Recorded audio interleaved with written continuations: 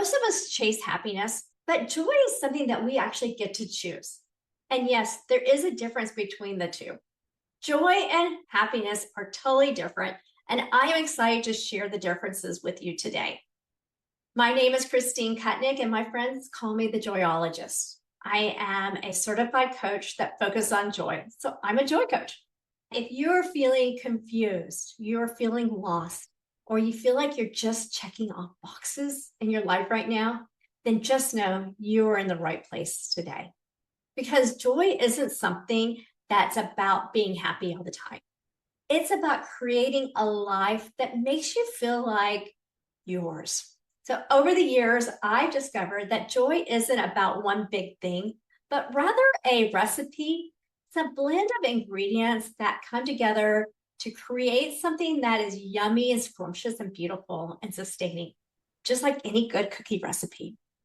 That's why I call it the joy recipe. So today I'm going to talk about the 6 ingredients that you need to have in your joy recipe.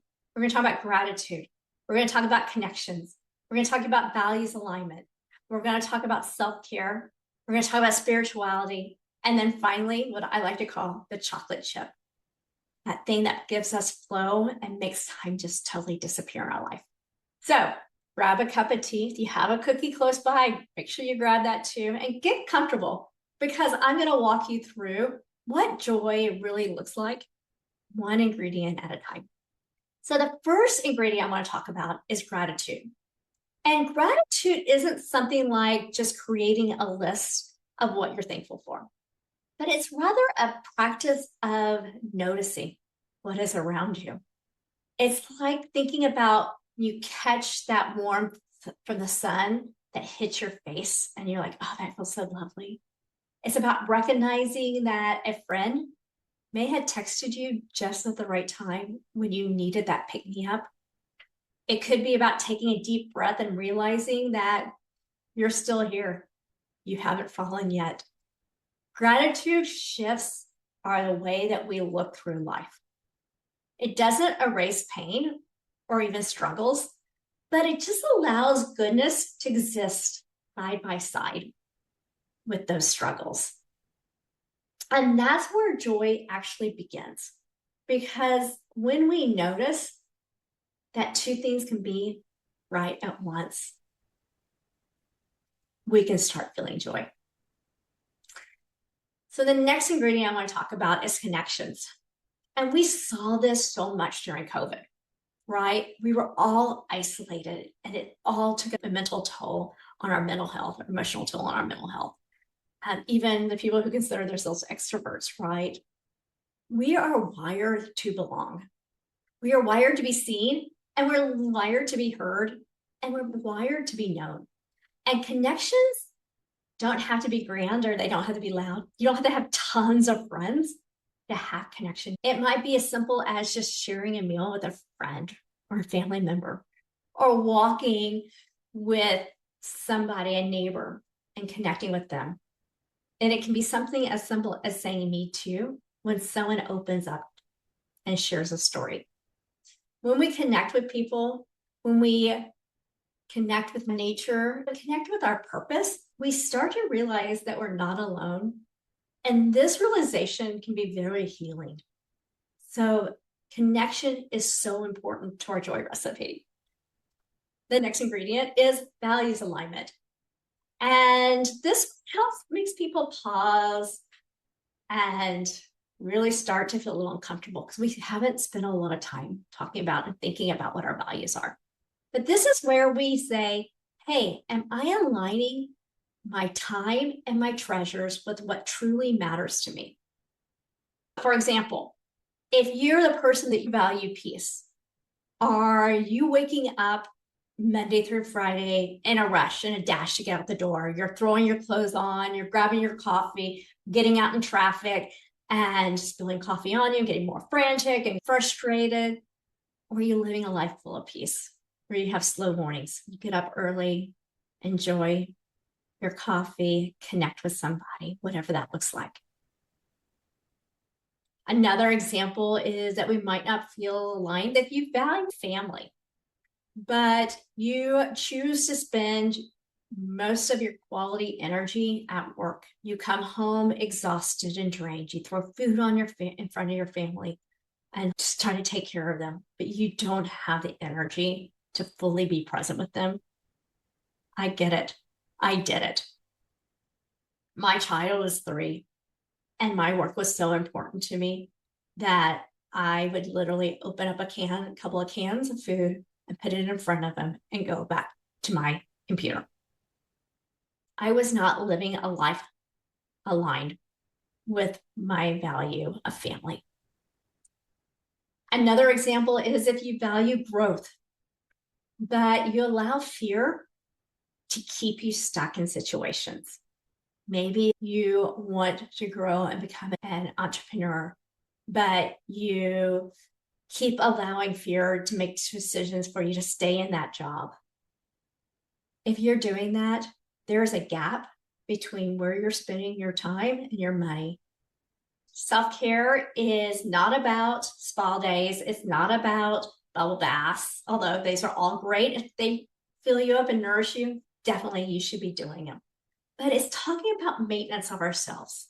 It's the kind of actions that keep our body, our mind, our souls running smoothly. So it can be simple as sleeping, eating healthy foods, creating boundaries. It's about having movement in our life. It could also be about stillness.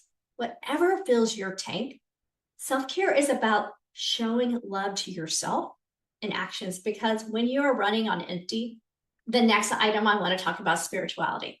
It's about connection to something that is bigger than to yourself, however you define that.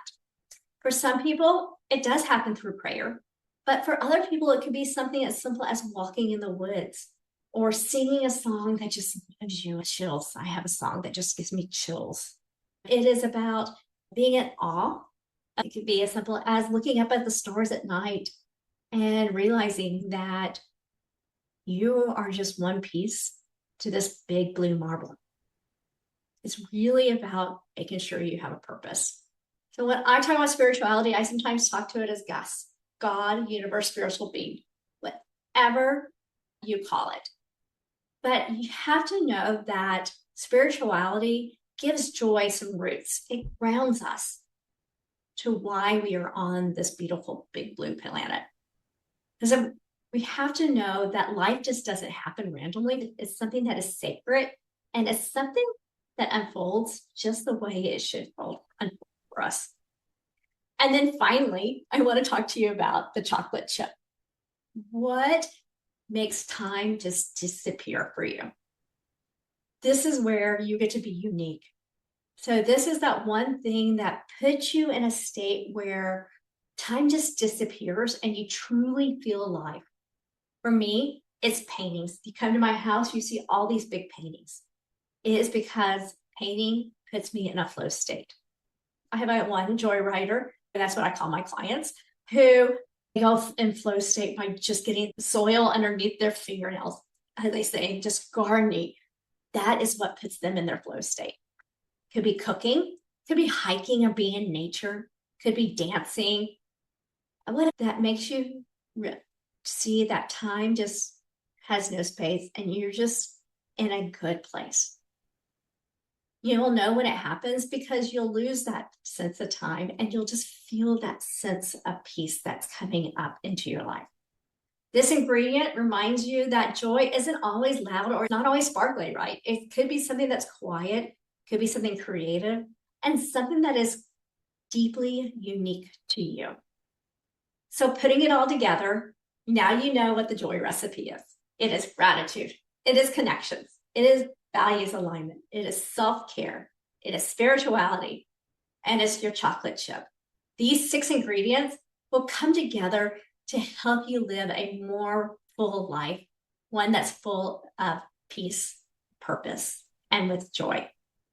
So the next few weeks, I'm going to be sharing videos for you that will go deeper in each one of these. It'll have stories behind each one of these ingredients. I'm going to give you the science behind this because I didn't create this. All I did was pull the science that says these things are important in our life, and I put it in a package. And it's going to give you some simple ways to bring more joy into your day, because joy isn't something that you just stumble upon. It is something that you have to build one choice at a time, one ingredient at a time, and one moment at a time. So if you're ready to stop chasing happiness and start creating joy, then make sure you hit subscribe and join me on this journey. So I don't think I said this in the beginning, so I want to hold my promise. I told you I would tell you the difference between joy and harmony. Our joy, happiness is based on something that is external versus joy is based on something that's internal. Happiness flees and joy will stay. And what do I mean by that? We get happiness from external factors, from getting a new car and enjoying that new car smell and seeing that beautiful car that looks all perfect. But over time, that car starts to get little dents. It starts to get chips in the paint. That new car smell starts to go away. And we have to find something else to fill that happiness back up. So we're chasing another idea. Maybe it's we get a new car. Maybe it's we find a new way of transportation. Joy is a decision we make. Another example of chasing happiness is maybe you get that job promotion that you've been wanting so bad. So somebody gave it to you. That's an external factor. But over time, you realize the headaches that come with that job. You realize that you have to make some hard decisions and you're ready for another job promotion. So we're chasing that happiness again. That is the difference. So start choosing joy and stop chasing happiness.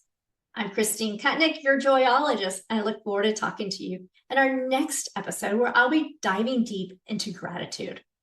Have a wonderful day.